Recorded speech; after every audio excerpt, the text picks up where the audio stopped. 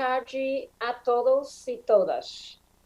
Para mim é grande prazer de estar com vocês hoje. It is a great pleasure for me to be here with you. I am very pleased to be here. I met Marina in the year 1989 at a meeting of Serengueros that was held by Chico Mendes in Serengal next to Chicumi. So I'm very impressed by the fact, by the paradox that 34 years later, at the same time that the world is acknowledging more and more the significance of preserving the rainforests, and why Chico Mendes, this was the reason for his fight, and the important role of rainforests as a tool against climate change. So here we are, once again, talking about the possible point of rupture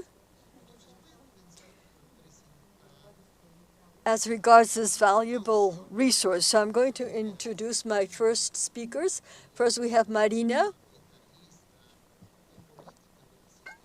She's a professor, an environmentalist, also has been trained in history and also in psychology and psychoanalytical training.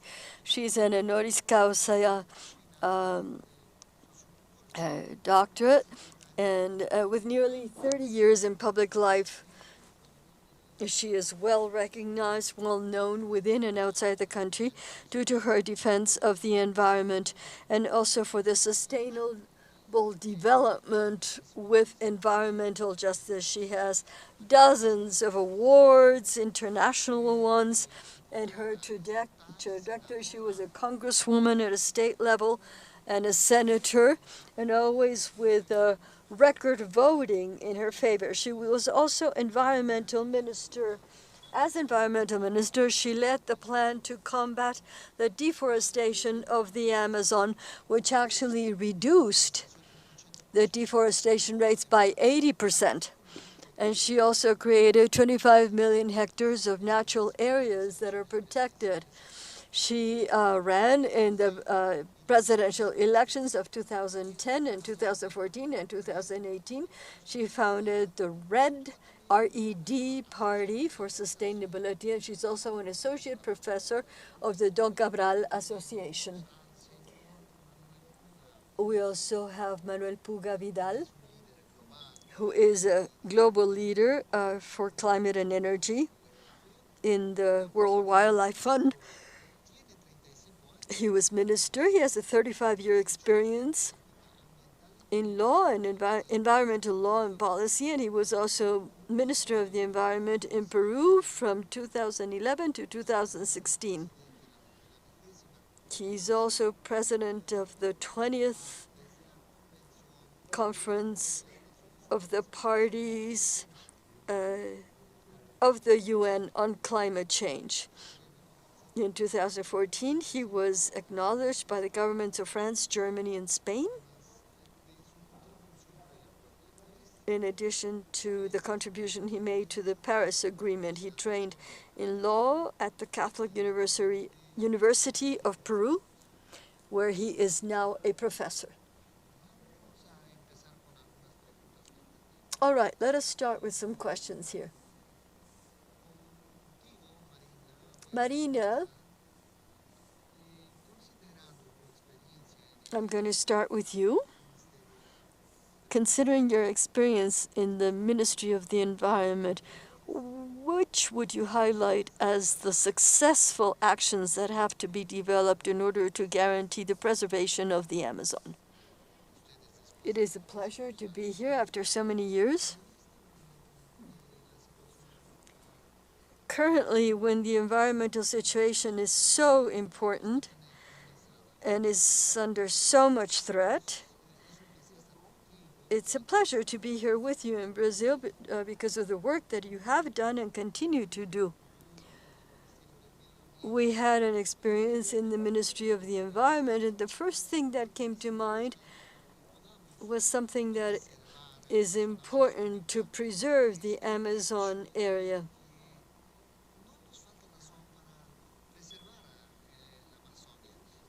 There are many reasons to preserve the Amazon. We don't lack reasons.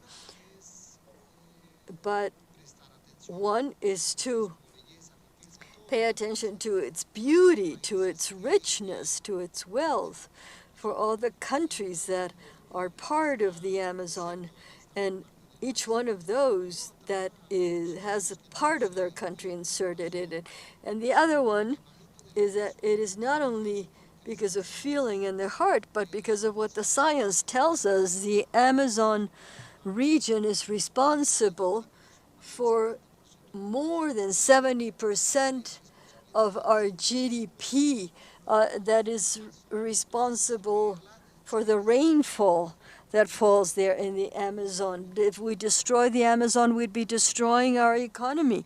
I can be identifying certain things that for me are very, very important.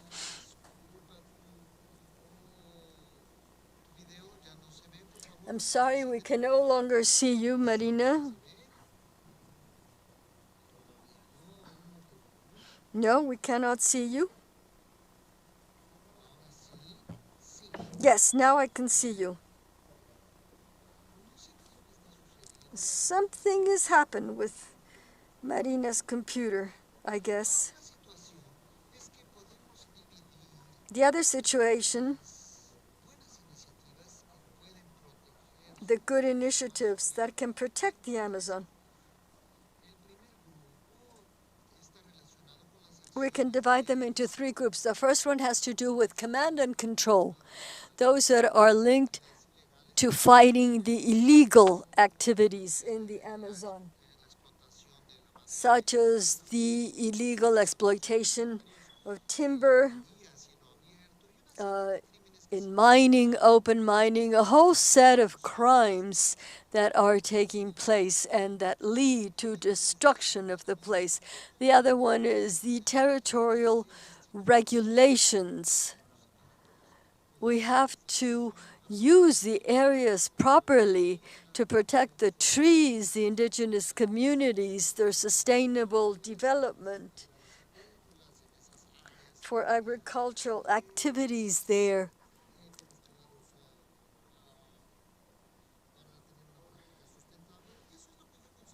This requires sustainable development, and this is kind of the first set of measures that I see as command and control and regulation, and also to use the areas properly for their different uses or for the protection or delimitation of indigenous lands. There's also a second set of measures that are also important. Those that are linked to the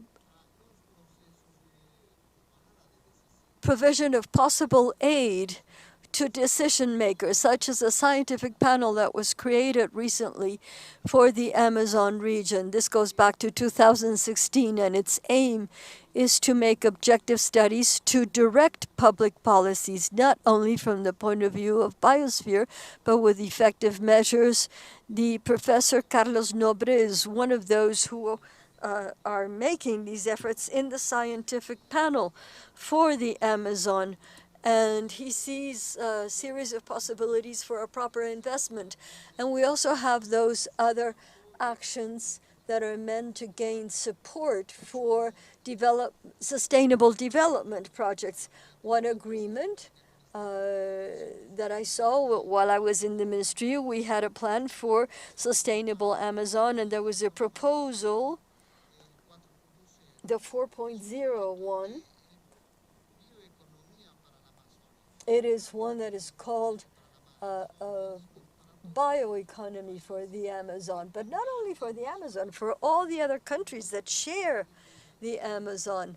And all this done through investments in industry or in cooperatives or different associations and entities with people from communities and also creating new values change in order to change the development model. The Amazon requires a model that assumes the rainforest is going to be standing, healthy, and strong.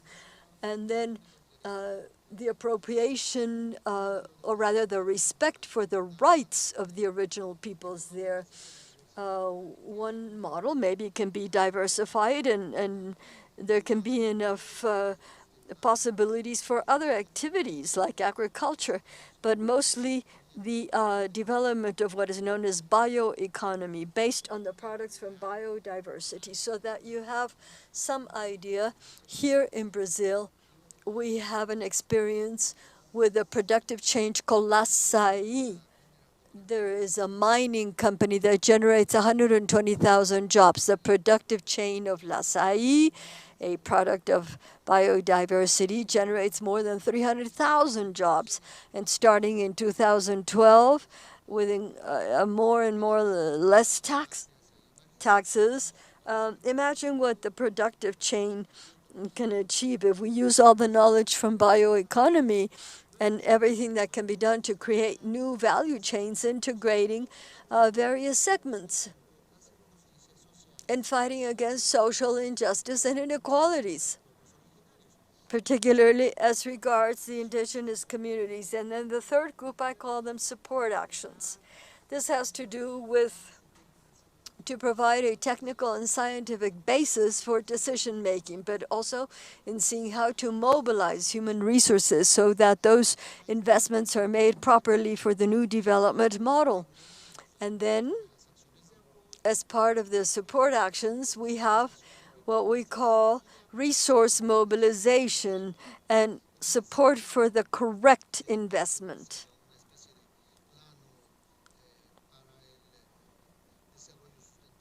For this, we need a plan for sustainable development of the Amazon that involves 9 countries, or rather a blueprint. More than a plan, we need a blueprint. That effort would need to start out with money, resources from the countries themselves, mobilizing citizens for a program that is accepted and that is compatible with the protection of the rainforest. And the search for this new economy involving everyone depending on their specificities and their sovereignty, as was done in Europe after World War II. Once we would have that endogenous fund and safeguarding each country's sovereignty and establishing what criteria will be followed for an adequate development model for the region, then we could be open to collaborate with other countries from all over the world, with other companies, whoever wants to help to safeguard our autonomy, always as long as this is related to the rainforest preservation rather, and the preservation of the original communities. Yes, Marina, I'm sorry, but many, many thanks. I see that 6 minutes is certainly not enough. Thank you for trying to cover all these significant topics. But let's leave a little bit of time for Manuel, please, and then we will come back to ask you another question. Okay? Thank you. Thank you. No, no problem. Well, as I said, everything that you said was very important. Manuel, my question for you is the same in English.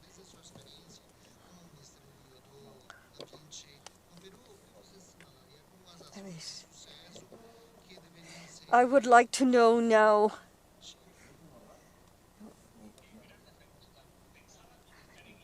Yes, I was going to answer in English, but I can speak very well with Marina between Spanish and Portuguese, so I'm going to speak in Spanish. I coincide fully with Marina, and if I had to provide a conceptual framework to my answers, I would tell you that as minister, when we think of the Amazon, we think of 5 fronts. The first is its reality. What is its reality? We have to know it. The second, the opportunities. What opportunities does the Amazon have? also always within the sustainability. Third, what are the threats that it's confronting? Because the Amazon is continuously under threats. The fourth element is what future projection does the Amazon have? And then, in regard to these four issues, how to address them. So, I'm going to agree with Marina on several points because when I was minister and we were looking at the reality, it's true, we are very, very behind.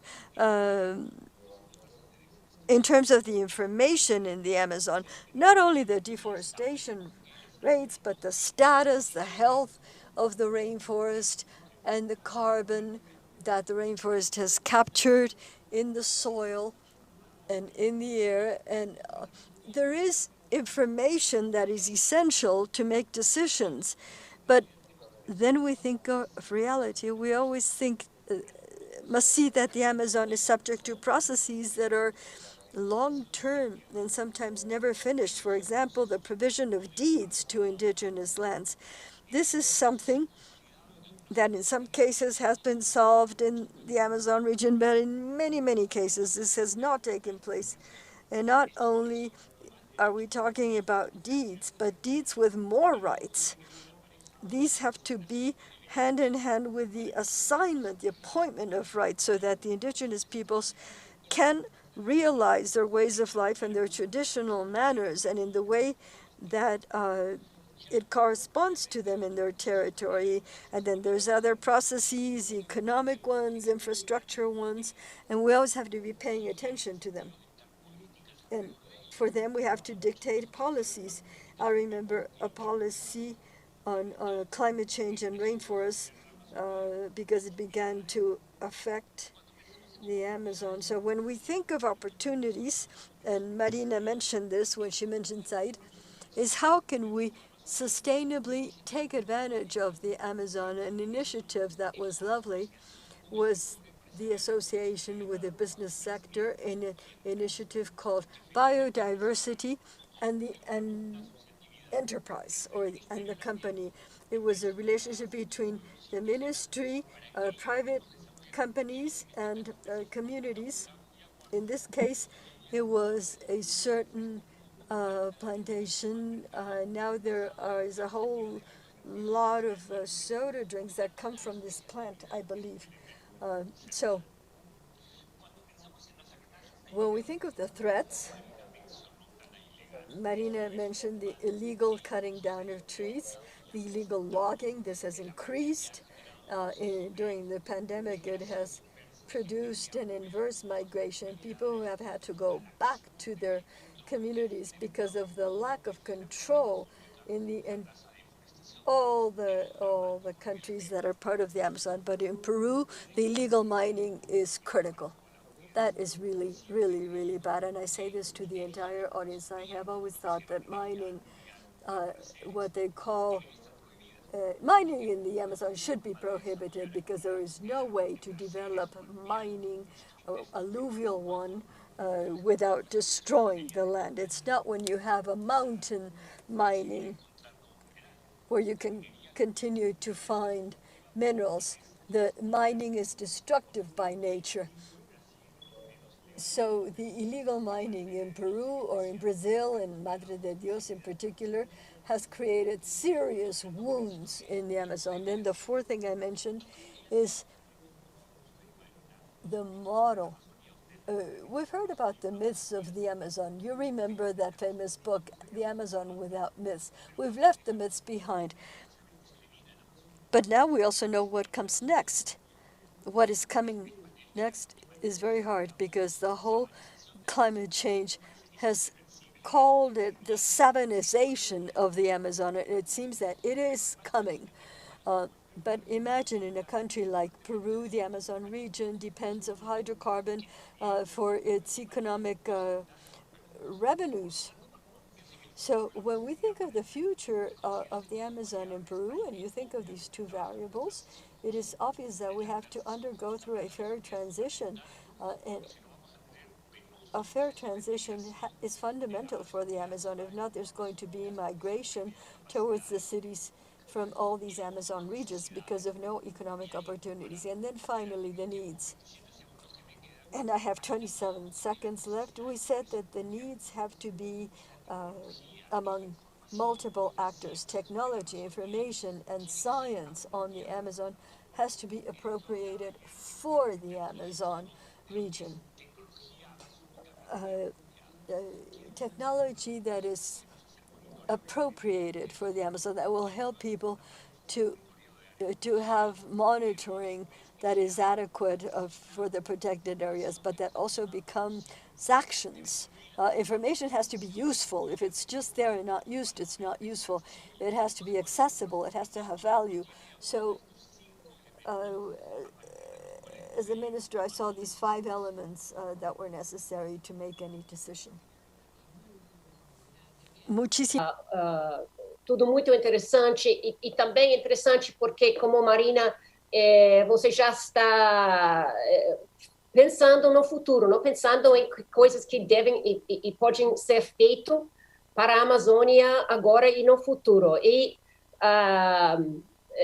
in fact, the next question I have is specifically for you, Manuel, also is what paths should Peru be taking to give space to the sustainable development of the Amazon in Peru, and at the same time reduce inequalities and combat climate change and maintain biodiversity in the area? Again, please, you may answer in Spanish, but just a little bit in the future, what can Peru be doing? Mira, quizás vinculando a lo que mencioné hace un momento. To what I said earlier, the first thing I'd say is that we have to consolidate processes, and the process of linking has to culminate, has to become consolidated. But the second thing is that countries like Peru also have to fulfill their obligations with measures, such as a national contribution. In most countries that are part of the Amazon basin, the biggest source of greenhouse gases are deforestation and changes in land use. So if we want to be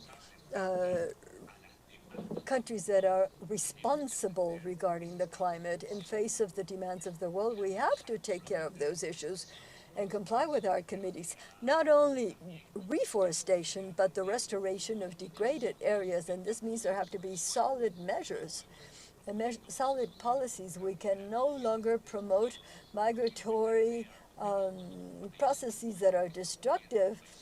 For example, let's see what's happening in Brazil and Bolivia, where state policies have actually promoted the occupation of the Amazon rainforest in order to be a cattle raising area. This is a state policy and it has to be reverted.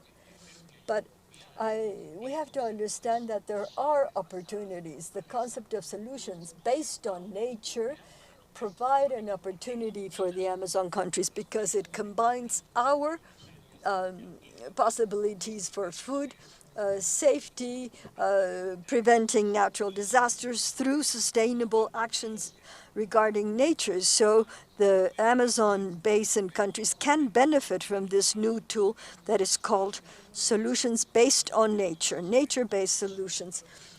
But the climate plan is not going to have any success if we do not link it to how we want to reach 2050. The long-term strategies are crucial because if we want to be meta zero in carbon emissions by 2050, then we're going to know what actions we have to adopt today. And then there's the other side of the climate actions. There's a lovely plan that was issued recently. It has to do with adapting not only economically, because the process, there's many things that are wrong in Peru, or the increase in the sea temperatures. There's many things there. So the adaptation is not only for human groups, but also for the economy, to the new realities of the climate. All adapting to all that is crucial.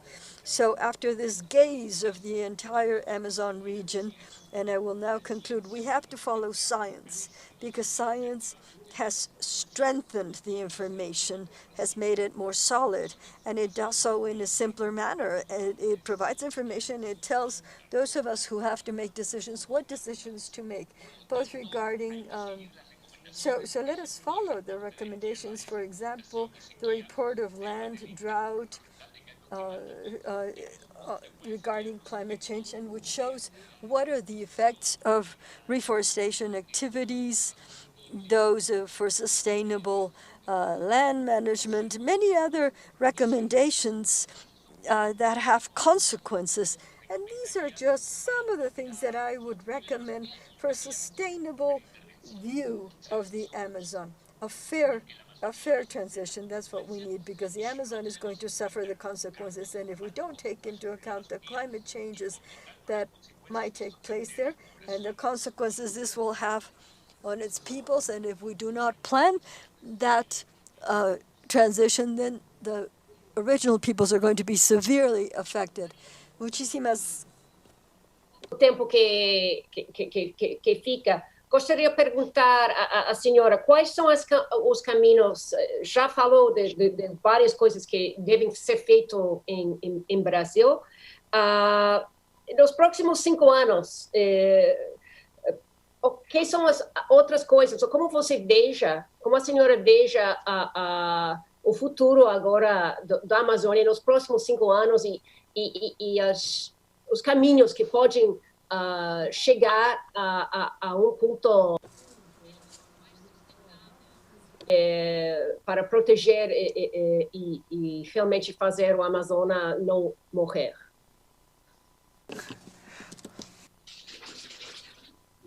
Acho que, na realidade... Desculpe, pode...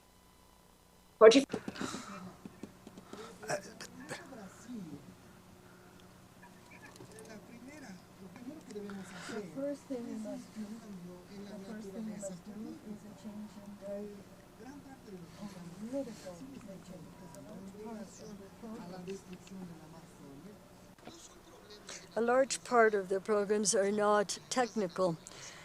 They're problems of ethics, of an ethical nature, a lack of political commitment to protect the Amazon, and many other issues. But we already had a very successful experience with a prevention plan regarding control of deforestation when I was a minister, because we managed to reduce the deforestation for nearly 10 years by nearly 80%.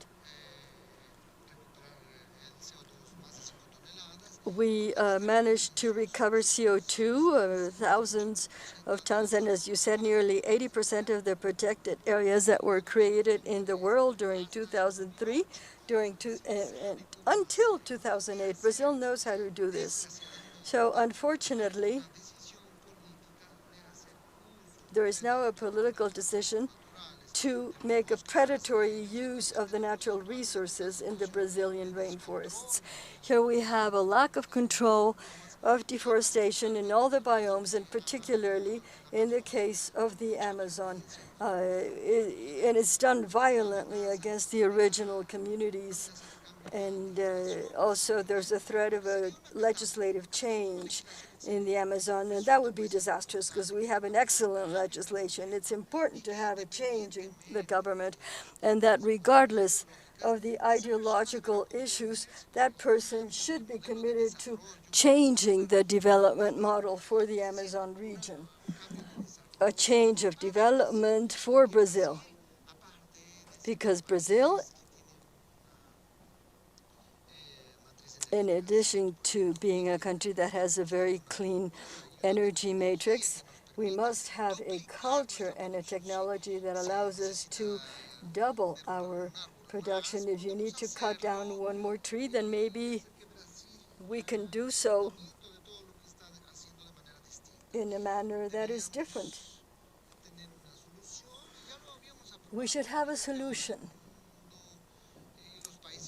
I think right now in the world, and the countries that are part of the Amazon are facing the challenge. But that is a situation all over the world. We're going to have to change the development model from the perspective of sustainability and in all its dimensions, from the social, economic, environmental, and cultural perspectives. I would say from the political and ethical point of view, and political and aesthetic in the case of Brazil, it doesn't matter whether we're, left wing or right wing. All of them had a development outlook, knowing that natural resources were there, available, and we could do with them whatever we want. Now, we know that natural resources are finite, and we are reaching a point of no return. And we have a case already in the Amazon where we're emitting more CO2 than what we're actually sequestering. So all of this developing the developers, that has to stop and focus on preservation. Those of us who are sustainable conservationists, all of us have to be sustainable, because the Amazon has a carbon production that equals 10 years of CO2, and that unbalances the planet. So we have the technical answer already. All we need is the ethical commitment. Thank you. Thank you, Marina. That is a topic about which we could all say much, much more. It's vital and important for everyone here in my country, in Canada, in Europe. I truly want to thank you and Manuel. Thank you for having participated for this interesting conversation. All this global conversation that we have had with all of you. So we're now going to conclude. Thank you. Thank you. Good afternoon to all of you. Thank you, Manuel.